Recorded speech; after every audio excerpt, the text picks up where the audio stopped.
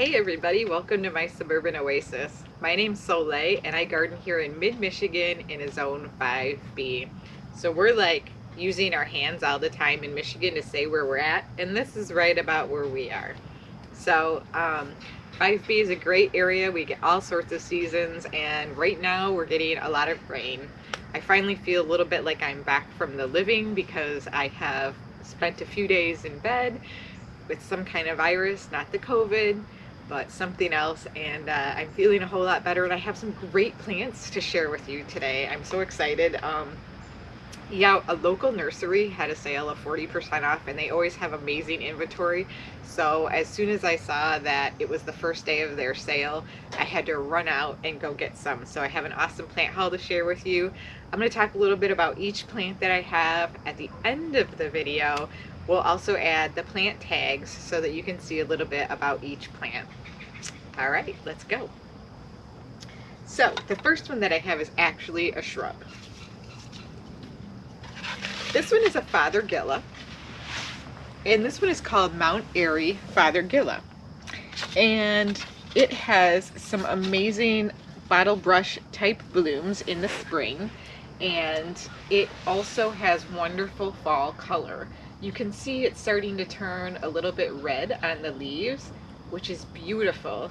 It did get a little bit of dried out in the nursery, so I have really watered it in quite well. I'm thinking about putting this in the bed where I cut out the lilac, but I want to think about it a little bit before I put it in because it is a fairly decent sized plant. So this one is good in sun to part sun, and it's best in moist and slightly acidic, well-drained soil, and it goes down to zone 5 in terms of hardiness. So it's just hardy here in my zone. It does also take a little bit of pruning if you want to, but in my estimation, it's a fairly slow-growing shrub. So if you want something that's not just going to take over an area, this is a good one for you. Again, this is a Fothergilla, and it is the Mount Airy. Beautiful plant. All right. The next one I have to show you is very heavy. This is a juniper, and it has this beautiful blue-green foliage, and everything is extra heavy because it just rained like 3 inches probably. This is a blue rug juniper, and I just really loved the growth habit of this one and how it's draping over the sides of the pot. I'm thinking about putting it at the edge of the garden so that it grows over it because it does stay quite small. This one is hardy down to a zone 3, and it's about 1 foot high by 3 feet wide. So you can see it's starting to spread, and that's what's draping over the sides of the pot. But I think this will be really beautiful, especially as it kind of grows in between other plants. Let's talk a little bit about the growing conditions for this one. It is a full sun, and yeah, it looks like all it says is zone 3, but it was grown in Canada, so you know that's very hardy plant. Okay, so this one is a grass, and it has a very pretty red on it. It's actually called Red Baron. So this one is primarily grown for the foliage because of the colors, and it is beautiful. I got 2 of these, and it does like sun, full sun, and it is a perennial. I know there's a lot of grasses out there that are annuals, but this is a perennial, and this is the full height that it's going to get. So it's about 18 inches tall, and it will grow to 15 inches wide, and it's hardy in zones 5 to 9. I just think that the texture of this is so pretty. Again, this is the Red Baron, and it is good for full sun, and it does like to be kept well watered. So I'm going to try to find a spot where it gets plenty of water, and I just love the texture of it. It has this really graceful habit, and it's so airy and pretty. So that will be really fun to play with and figure out where I'm going to plant, because I actually have no idea where I'm going to put this one yet. I just had to get it because you don't often see it. That's the fun thing about local nurseries. They often have plants that you don't see at big box stores. And so I have been watching for the last few weeks, whenever I know they're going to post their new flyer about what the weekly specials are going to be in the garden center. And when I saw 40% off, I just said, I've got to go. I'm going to have to make it over there. Okay, so this next one is called Jupiter's Beard, and this is one that I have never grown before. This is new to me, but it has really cute, pretty flowers. This is a Citranthus rubor, and it blooms during the summer. I think it's just still blooming right now because it's in its nursery can. And this is a pollinator attractor, and it grows in full sun. And I really just kind of like that it has a bit of a different habit to it. I'm hoping that it doesn't have too much of a spreading habit, but we'll see. It does grow 20 inches wide, it says, so that's not that significant, and it grows 24 to 36 inches tall. So I'm thinking about putting this out in perhaps one of my front sunbeds. I don't know, again, I have a few plants here that I bought just because I bought them because they're cool plants that I'm not sure I'm going to put them yet, so it'll be interesting to share with you where they go.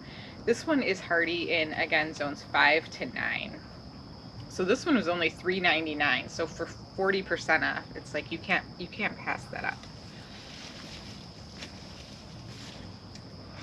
Okay, over here I got a couple of Phlox. Let me grab the other one.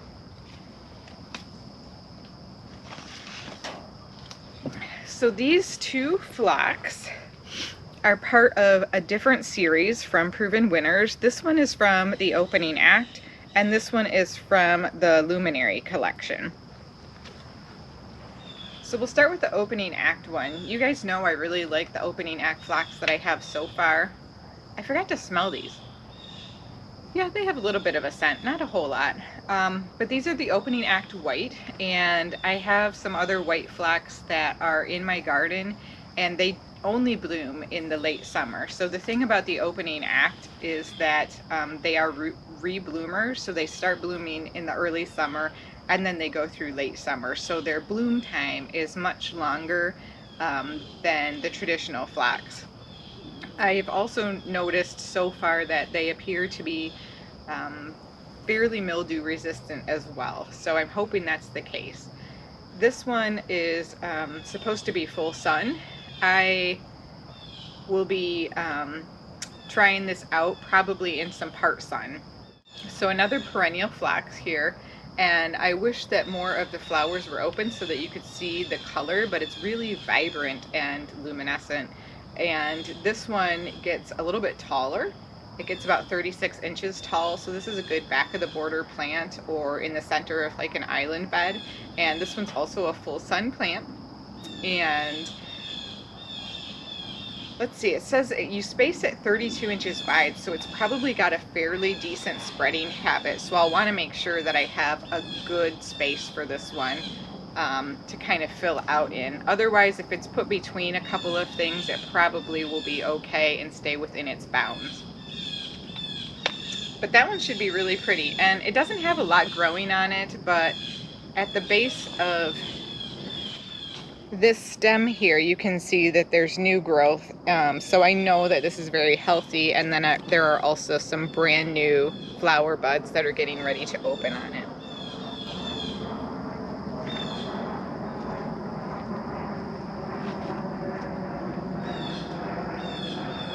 Okay, this next one that I got is also a full sun plant, and I really just was drawn to the bright pink color of the blooms on this sedum. So this is a sedum that is called Neon, which I guess pretty well describes the color of the pink here. And it blooms in late summer, so it's kind of a different color than a lot of the other sedums that I have, which are more of a rust, kind of that typical autumn joy type sedum that almost everybody has because it's easy to share. But this one does take full sun. It's only going to get 18 inches tall, so it's small, and it will stay rather compact, maybe 12 to 15 inches wide. So this will be a nice little compact grower. This next one I was drawn to because I've seen it in my neighbor's yard, and I kind of like the way that the blue blooms and the different color foliage interact. It's really got some interesting impact here in terms of the bright blue. I mean, it's definitely a true blue, and the foliage with the different colors that it turns in the fall here, I think provide a whole lot of interest. And this can be used as a ground cover. So this is Plumbago. And it grows in full sun to part shade, so a really good variety of different environments that this one will grow in. A very adaptable plant, which makes it exciting for me because I love plants that, I'm just drawn to plants that have opportunities for planting in the sun versus the shade, and you don't really have to worry as much about where you want to move them to or how you want to use them within your garden. And this one is going to be hardy in zones 5 to 9, and the blooms are late summer to mid-fall. So most of the year it's a nice ground cover until it gets these beautiful blue flowers, and then the foliage turns in the fall to some nice fall colors. And it says it's 8 to 12 inches high. This is, as I've seen in other people's landscapes, as tall as it gets. And it gets about 20 inches wide.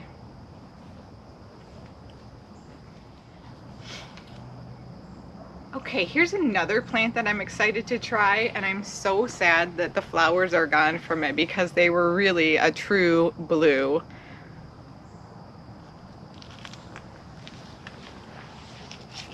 It's actually called Pristine Blue, and the foliage on it also is very interesting to me, and I have not grown this one before either, so I'm often drawn to the blue or the purples. This one's hardy in zone 5 to 9, and it grows 14 to 18 inches tall, which is where it's at about right now. So it's just really supposed to be easy to grow, and so I'm looking forward to trying this one out. It is a Penstemon. Where am I going to plant all these plants, you guys, before the frost comes? I might have to keep planting into November this year.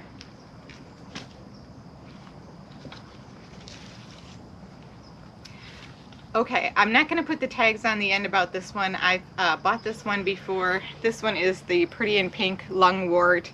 I saw they only had one of these left, so I just snatched it up because I really like the other ones that I got, and I'm looking forward to adding some more into my garden.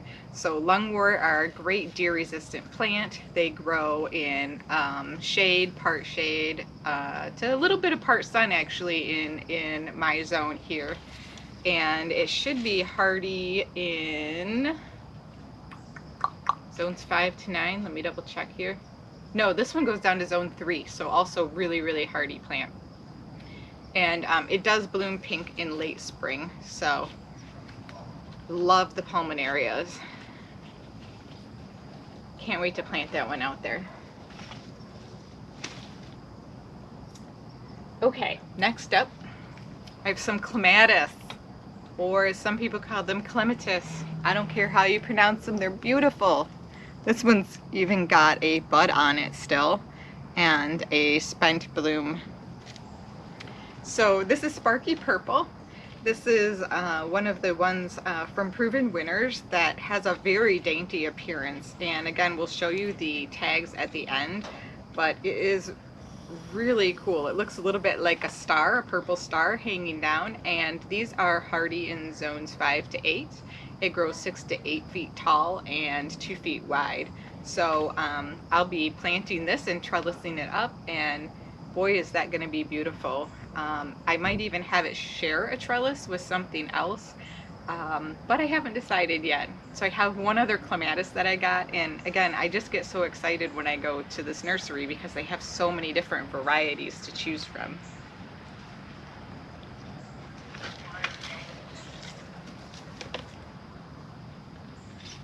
Okay, this one is also going to be a really gorgeous Clematis. This one is called Diamond Ball. So this one has a very beautiful white flower, and it's got a lavenderish tinge to the edges of it, and it's like a very full flower. So I can't wait to show you a picture of that at the end. They kind of have what they call an icy violet color. And this one is hardy in zones 4 to 9, and it does sun, it does part shade, and wow, I'm excited. So I have the Duchess of Edinburgh already, which is a white one that is a very full flower, but it doesn't have kind of the violent tint on this, and I think this one actually almost seems like a quadruple bloom in comparison to the Duchess of Edinburgh. So I'm excited to try this one out. I might even grow it up a bush or a tree or some other structure. So yeah, I can't wait. There's a lot to look forward to next year. Okay, here's a grass. I'm not always drawn to grasses, but I thought I would get this one. This is a panicum called Northwind, and this one grows in full sun. I may simply put this into a container. I haven't decided yet, but it's very, as you can see, upright, which I like. And I like the bluish tinge to it, and then just these dainty little seed heads at the top that look like fireworks. This gets 5 to 6 feet tall, so it definitely will get taller than it is in the pot. As you can see, it is extremely root bound, like it's trying to get right out of this pot. So that's why I think I'm going to plant it in a pot, is because I don't want it to take over my landscape. I don't know if it will do that. It's supposed to grow 3 feet wide, so I want to just kind of check out the growth habit on this before I even put it in the ground. So yeah, pretty cool grass.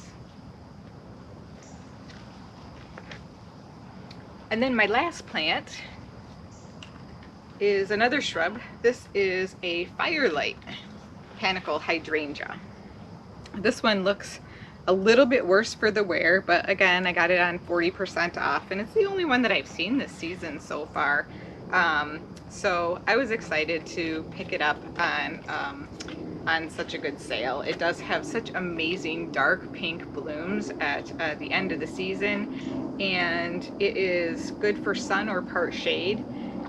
And I'm not sure, again, where I'm going to put this one. This one does get up to 8 feet tall, so it can get rather large, and it is hardy in zones 3 to 8. So this would also be another good container type plant for me, because of the fact that it's hardy down to zone 3, and you can really plant anything in a container if it's hardy at least 2 zones hardier than the one that you're in. So if I'm in zone 5, I can plant something that's in zone 3 in a container and leave it in there over the winter, and it will be fine in the spring. Yeah, so that's the last plant that I have, but I hope you enjoyed all of these. I certainly had a ton of fun picking them up. I started with a small cart, and unfortunately I ran out of room and I had to change carts, but I found somebody else who didn't have a cart and needed a cart because they had picked up so many. So it worked out pretty good. Hopefully you guys have found some excellent sales in your area. I'd love to hear what you're picking up these days. And if you're interested, stay tuned to see all of the cards at the end here with all of the information that I've shared with some additional detail. All right, thanks for joining me today, and we'll see you next time. Bye!